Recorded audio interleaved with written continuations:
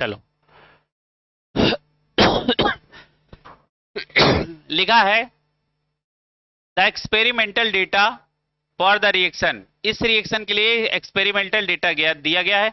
इनकी कंसंट्रेशन और ए और बी टू की कंसंट्रेशन और इनका रेट दिया गया है। तो इसका पहले तो हम एक हाइपोथेटिकल रेट लॉ लिख लेते हैं। तो क्या हो जाएगा, के कंसंट्रेशन ऑफ ए की पावर एक्स और बी टू की पावर हमने इसको कर दिया वाई। एक्स वाई का वैल्यू आ जाए तो हम समझ जाएंगे क्या होगा। देखो, इसको इक्वेशन नंबर 1 मान लो, इसको इक्वेशन नंबर 2 मान लो, इसको इक्वेशन नंबर 3 मान लो, है ना। अब देखो, जैसे हमको बी में चेंज निकालना है तो ए के दो कंसंट्रेशन को क्या करो, कांस्टेंट कर लो, फिर फार्मूला लगा दो। तो हम क्या लिख रहे हैं, इक्वेशन 1 एंड 2, 1 और 2 में देखना है। हमने क्या किया, ए की कंसंट्रेशन को कांस्टेंट कर दिया, तो ये अपना C1 हो गया, ये अपना C2 हो गया। तो R1 अपान R2 बराबर C1 अपान C2 की पावर। अब किसकी कंसंट्रेशन में चेंज देख रहे हो, B2, B2 की पावर क्या है, Y, ये Y निकलेगा। R1 का वैल्यू क्या है, 1.6 इंटू 10 की पावर -4 और 3.2 इंटू 10 की पावर -4, और C1 कितना है 0.50 अपान और अपान क्या है 1.00, ये हो गया Y। ये देखो, ये कट गया, ये आ गया 1/2 बराबर, ये कितना हो गया, ये कितना है, हाँ 0.5/1, तो ये हो जाएगा 0.5/1। इसको ऐसे कर लो तो ये हो गया 10, इसको लिख सकते हैं 1/2, तो ये हो जाएगा 1/2 इक्वल टू 1/2 की पावर y। बेस सेम तो पावर आपस में सेम, इसकी पावर 1 और ये y, तो y इक्वल टू क्या आ गया 1। y का वैल्यू यहां पे क्या हो गया 1। ठीक है, अब हमको x का वैल्यू निकालना है, तो y की कोई दो वैल्यू सेम कर लो। यदि हमने y की दो वैल्यू सेम कर ली, यानी b की दो वैल्यू सेम कर ली, तो ये हमारे लिए C1 हो गया, ये C2 हो गया, ये R1, ये R2। यहां निकाल लो, R1 अपान R2 बराबर C1 अपान C2। अब किस में चेंज देख रहे हो, x में, तो अब इसका वैल्यू क्या आएगा x, है ना। तो R1 का वैल्यू कितना है 3.2 इंटू 10 की पावर -4 अपान 3.2 इंटू 10 की पावर -4। अरे भैया काट के 1 आ गया, अब C1 C2 रखने की कोई जरूरत नहीं है। हमने बोला था R1 और R2 का वैल्यू 1 आ जाए तो सीधे बोलना जीरो ऑर्डर रिएक्शन। तो x का वैल्यू 0 और y का वैल्यू 1, x का वैल्यू 0 और y का वैल्यू 1। अब देखो, यदि हम x की जगह क्या रख रहे हैं, x का वैल्यू 0 और y 1, समथिंग का पावर 0 दैट इज 1, तो यहां रेट क्या हो जाएगा, रेट में a गायब हो जाएगा और यहां क्या हो जाएगा B2, सिर्फ B2। ये कौन सा है, पहला ही है। छोटी छोटी बातें याद रखो, यदि R1 R2 आपस में बराबर हो गए तो सवाल लगाने की कोई जरूरत नहीं, फर्जी अपना टाइम वेस्ट ना करो, सीधे लिखो जीरो ऑर्डर रिएक्शन, बात खत्म।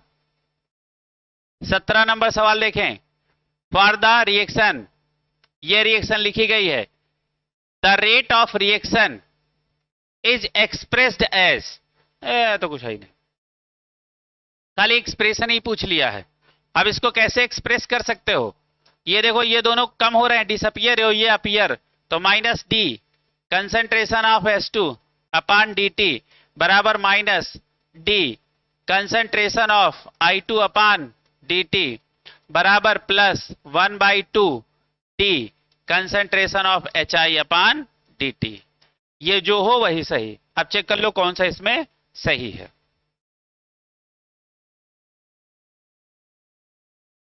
चेक कर लो इसमें से कौन सा, देखो ये H2 क्यों गलत हो गया, क्योंकि इसके आगे माइनस नहीं लगा, ये तो गलत हो गया। यहां I2 माइनस लगा, H2 माइनस लगा, 1/2 प्लस, ठीक, ये सही, 17 का सही। यहां पे दो बातें आपको याद रखना चाहिए, जीरो ऑर्डर रिएक्शन का rate of reaction initial concentration पे डिपेंड नहीं करता है, और फर्स्ट ऑर्डर रिएक्शन का T½ इनिशियल कंसंट्रेशन पे डिपेंड नहीं करता है, बस वही आपसे पूछा गया है। देखो, ये आपके पास एक एक्सप्रेशन दिया गया है, given graph representation of kinetic reaction. देखो ये y है, ये x है ना। अब जरा ध्यान से देखो, लिखा था y and x axes for 0 and first order reaction respectively are. अब जरा ध्यान से देखो, ये मान लो हमने एक ग्राफ खींच दिया, ये एक दूसरा ग्राफ खींच दिया, यहां हमने लिखा कंसंट्रेशन, यहां पे हमने लिखा कंसंट्रेशन, है ना, और यहां पे हमने क्या लिख दिया, मान लो हमने यहां लिख दिया रेट, यानी रेट ऑफ रिएक्शन, और यहां लिख दिया टी हाफ, और हमने ये ग्राफ खींच दिए, ये हमने ये ग्राफ खींच दिए। तो बताओ पहला ग्राफ किसके लिए है? आप देखो पहला ये जीरो के लिए है, पहला किसके लिए है? जीरो ऑर्डर रिएक्शन के लिए, और दूसरा ग्राफ किसके लिए है? फर्स्ट ऑर्डर रिएक्शन के लिए। अब मैच कर लो कौन सा इसमें सही है।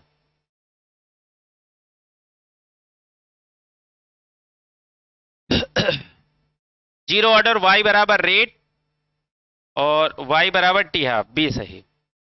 8 का बी सही, सॉरी 18 का सेकेंड ऑप्शन, ऑप्शन नंबर यानी ऑप्शन बी सही है। 19 नंबर सवाल पढ़ें और बताएं।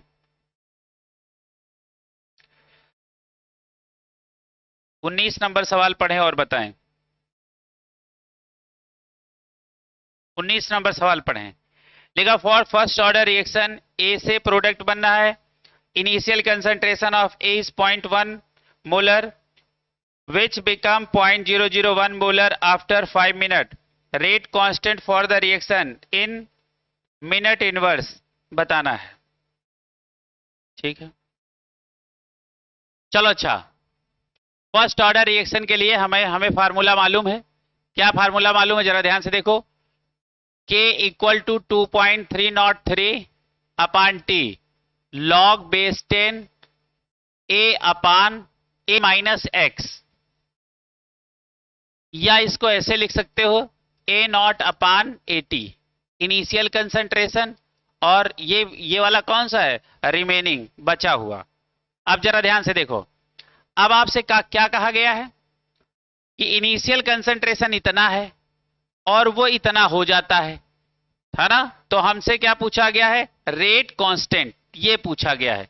तो बराबर क्या हो जाएगा? 2.303, और हमसे आंसर मिनट इनवर्स में भी पूछा गया और ये 5 मिनट टाइम दिया गया है, तो हमें सेकंड में चेंज करने की जरूरत नहीं। 5 इंटू लॉग बेस 10, और इनिशियल कंसंट्रेशन क्या है? 0.1 अपान 0.001। अच्छा, इसके पॉइंट बराबर करने के लिए 2 जीरो ऊपर कर दें तो ये खत्म हो जाएगा। अब इतना जरा ध्यान से देखो, तो ये क्या लिखा है? ये लिखा है लॉग 10 की पावर 2, इसको क्या लिखेंगे? 2 लॉग 10 बेस 10, लॉग 10 हो जाएगा 1, तो ये हो जाएगा, इतने का वैल्यू क्या हो जाएगा? 2। अब इसको क्या लिख सकते हैं? के बराबर क्या लिख सकते हैं? 2.303 अपान 5 और इंटू 2, इसको सॉल्व कर लो, बस यही आपका आंसर है। चलेगा, 20 नंबर सवाल लगाओ, जल्दी जल्दी लगाओ, 20 नंबर सवाल लगाओ। सेम पहले जैसा ही सवाल है, आपको सिर्फ वैल्यू रखनी है। 20 नंबर सवाल यह है, the rate constant for the first order reaction. जब भी फर्स्ट ऑर्डर रिएक्शन पूछे रेट का, तो क्या हो जाएगा? 2.303 अपान टी और लॉग बेस 10 इनिशियल कंसंट्रेशन अपान 80 आफ्टर टाइम टी, यानी रिमेनिंग अमाउंट। ठीक है, रिमेनिंग कंसंट्रेशन कितनी बची? अब जरा ध्यान से देखो, आपको रेट कांस्टेंट पूछा है फर्स्ट ऑर्डर का, ठीक है, और आपको टाइम दे दिया गया है, टी का वैल्यू ये रखा है। अब आपसे पूछा गया है the time required to reduce,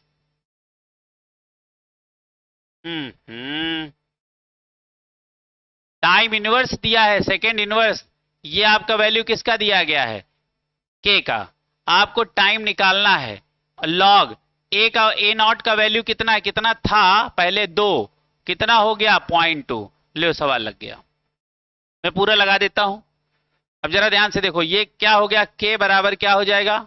अच्छा, तो के का वैल्यू आपको दे रखा है, तो इस फार्मूले को टी बराबर कर लो, टी बराबर 2.303, और के का वैल्यू कितना है?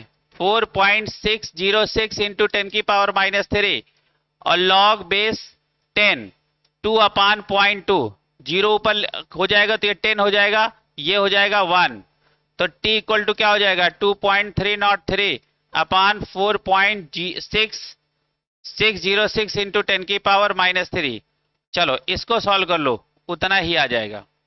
सॉल्व करो सारे बच्चे।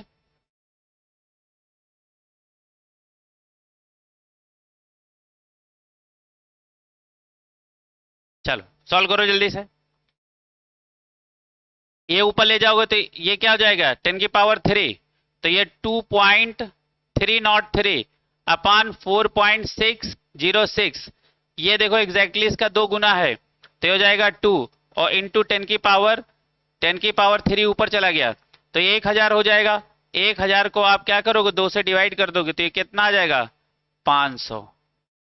कौन सा ऑप्शन है 500 सेकेंड।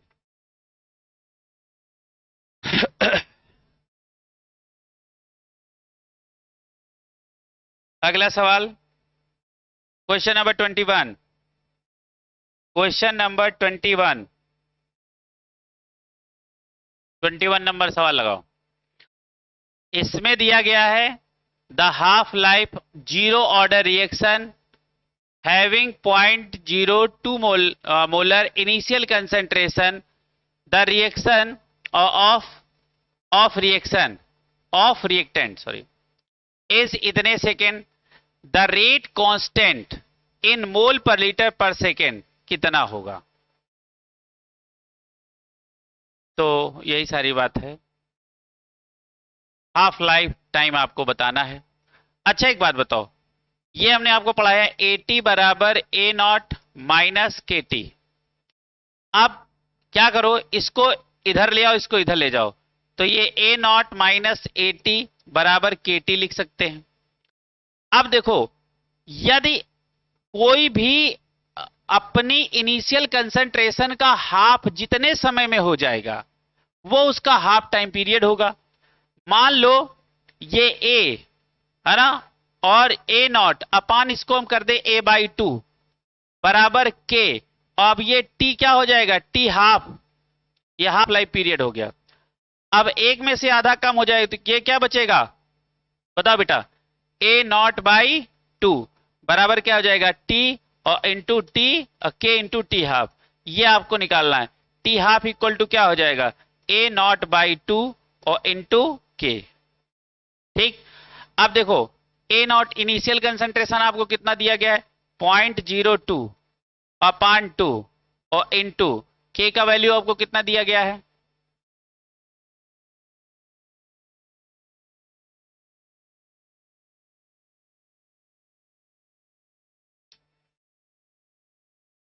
अच्छा अच्छा अच्छा अच्छा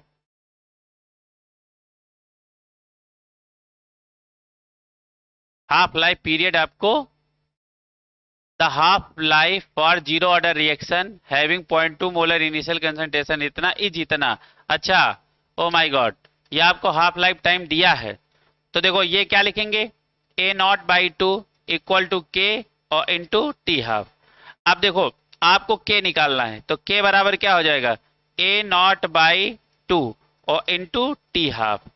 A0 इनिशियल कंसंट्रेशन कितना है 0.02 अपान 2 और T हाफ कितना है 100 सेकेंड।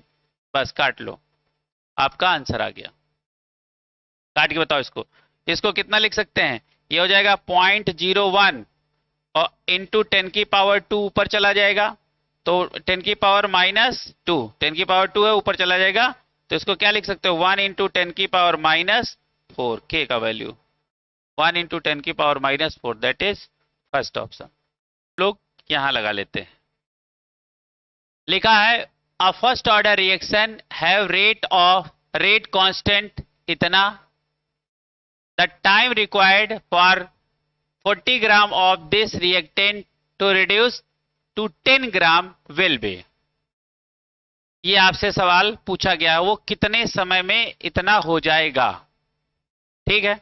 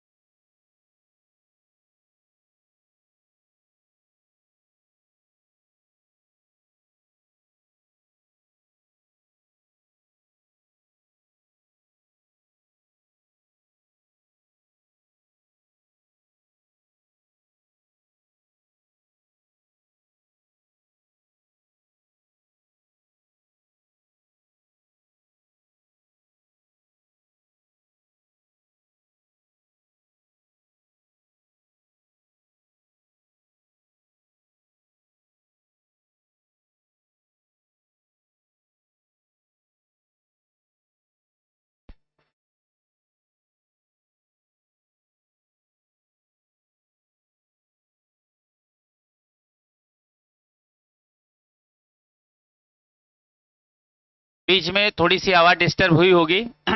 मैं इस सवाल को फिर से बता देता हूं।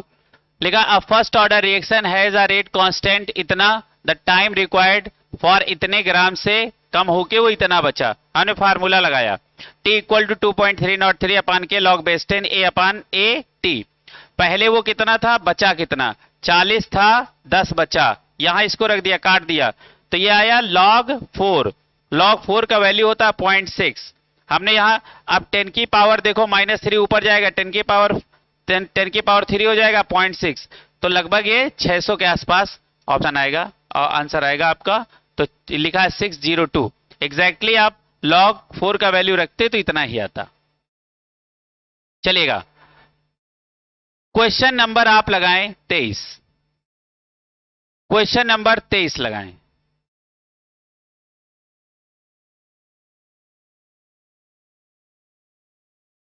लिखा है if the rate constant for the first order reaction is K, time T required for the completion of 99% of the reaction is given by, इनमें से कौन सा एक्सप्रेशन इसके लिए सही है।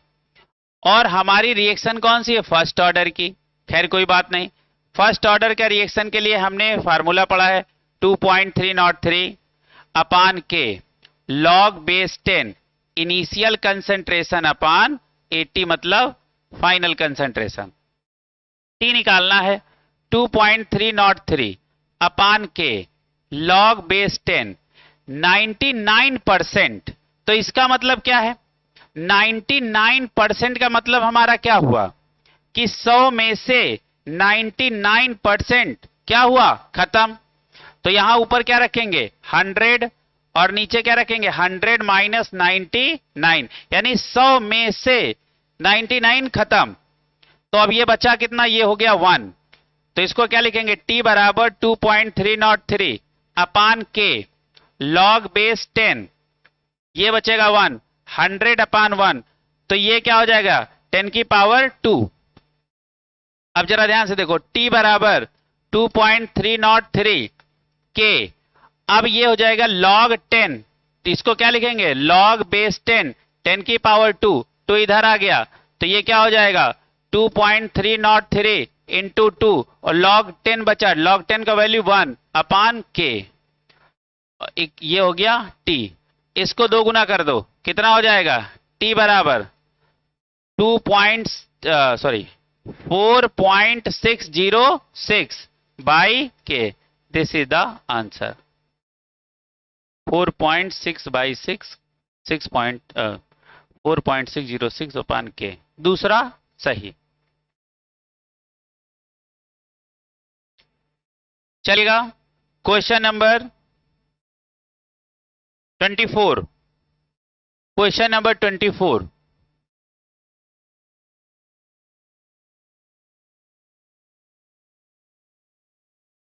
क्वेश्चन नंबर 24 लगाएं। लिखा है when the initial concentration of the reaction is double the half life period of zero order reaction. Zero order reaction का फार्मूला क्या होता है, टी हाफ का बराबर क्या होता है ए नॉट इनिशियल कंसंट्रेशन अपान 2 के, है ना। यदि आपने इनिशियल कंसंट्रेशन को बढ़ाया तो टी हाफ भी क्या होगा, बढ़ेगा। कितना किया, डबल, तो ये भी होगा डबल। चलो अगला सवाल लगाओ।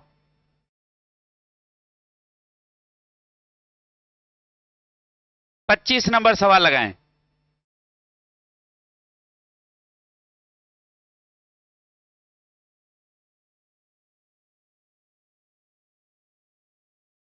पहले हम आपको सवाल लगा के दिखा देते हैं इसको। 25 नंबर सवाल लगाओ।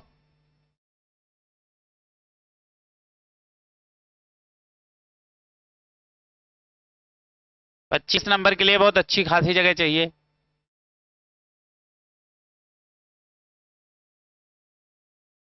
चलो हम यहां लगाते हैं 25 नंबर सवाल।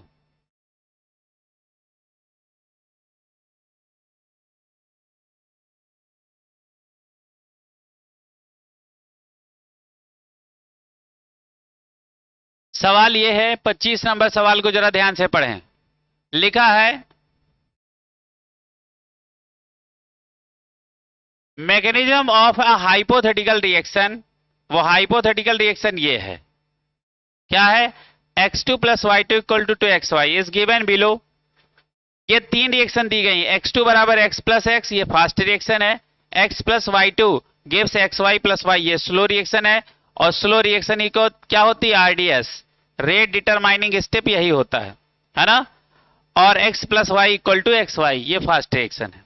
फास्ट रिएक्शन का कोई मतलब नहीं, जो रेट डिटरमाइनिंग स्टेप होगा वो स्लो स्टेप होगा। अब इस सवाल को हमें लगाना है, लिखा है the overall order of reaction will be, overall order of reaction कितना होगा। तो चलो लगाते हैं इस सवाल को। सबसे पहले इसको कायदे से पढ़ो और फिर ऑर्डर ऑफ रिएक्शन निकालो। तो जो हमारी हाइपोथेटिकल रिएक्शन है, पहले उसका रेट लॉ लिख लें। R इक्वल टू क्या होगा, K कंसंट्रेशन ऑफ x2 की पावर x और y2 की पावर y, या इसको A B कर लो, A और B, क्योंकि x y तो खुद हैं, A और B। ये हमारी पहली इक्वेशन हो गई। अब उसके बाद आप क्या करो, स्लो स्टेप का रेट लॉ लिख लो, स्लो स्टेप का रेट लॉ लिख लो।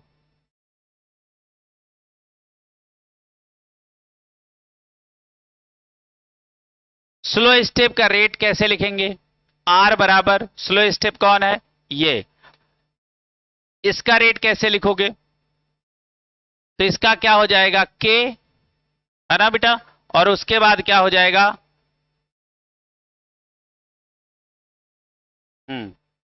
X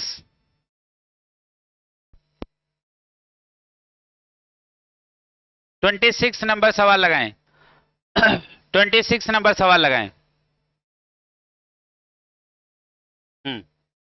26 नंबर सवाल लगाएं। लिखा है a first order reaction has specific reaction rate 10 की पावर -2, ठीक है। लिखा how much time it will take 20 gram of the reactant to reduce होके 5 ग्राम। तो आपसे समय पूछा है, आपको K का वैल्यू दिया गया है ना। फर्स्ट ऑर्डर के लिए K फार्मूला जिंदाबाद। तो यहां पे हम लोग जगह बना के पहले इसको सही कर लेते हैं।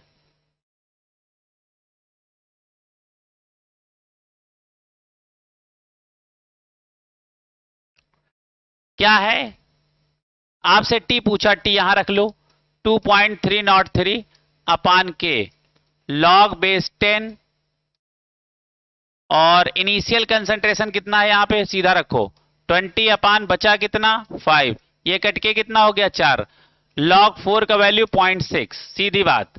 T बराबर 2.303, K का वैल्यू कितना है 10 की पावर -2, 10 की पावर -2, ये सब कुछ है नहीं, ये सब हटाओ।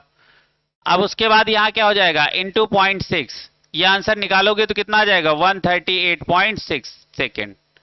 This is the answer. कौन सा है, चलो 27 नंबर लगाओ सवाल, 27 नंबर लगाओ, जल्दी खत्म करो। 27 नंबर सवाल लगाओ।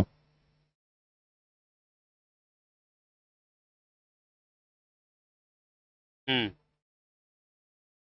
27 नंबर सवाल लगाओ। लिखा है the rate constant of the reaction, A से बी बन गया है ना। रेट कांस्टेंट ये है mol per second, if the concentration of A इतना हो जाए 5 molar, then concentration of B 20 minute बाद कितना होगा।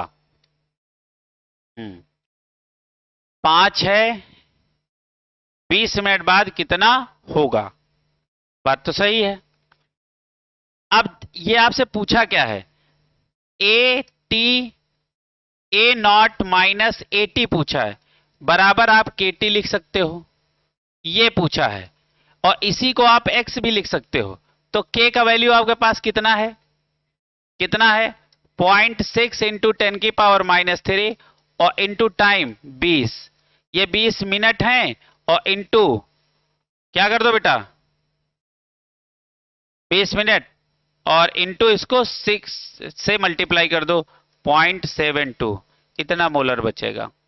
ये कौन सा है? फोर्थ।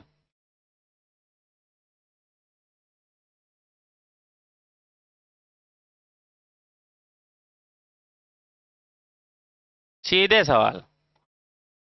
28 नंबर सवाल लगाओ, लगाओ, सब हो गए।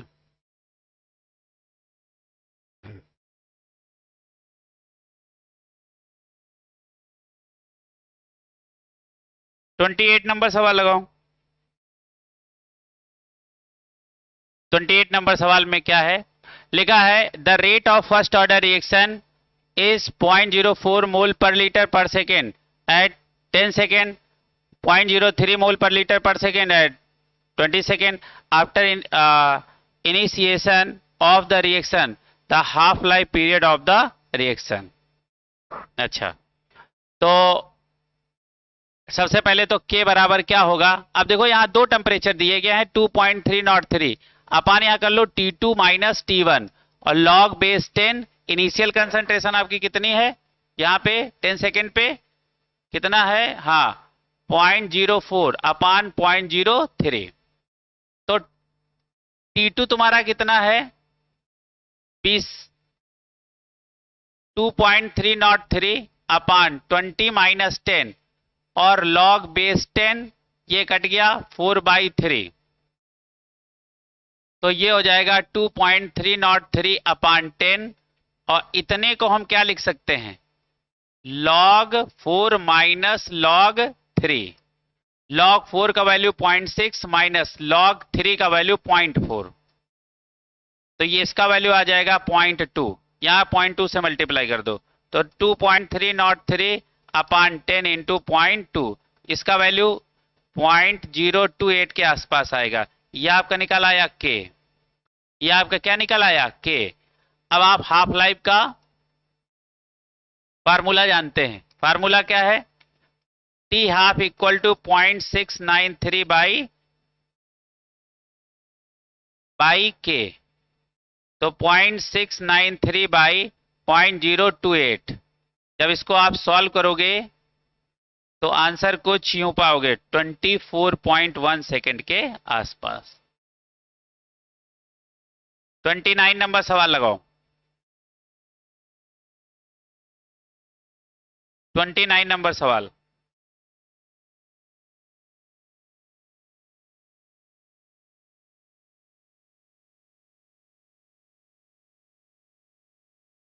ट्वेंटी 29 नंबर सवाल में कुछ है ही नहीं।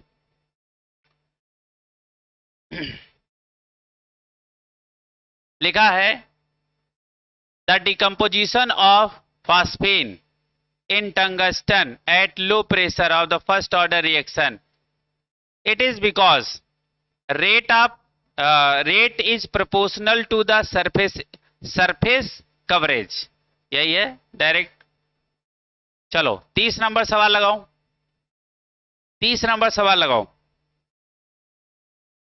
30 नंबर सवाल में क्या है लिखा? When initial concentration of reactant is double a reaction, its half life period is not affected। ओहो, बताओ कौन सा है? First order.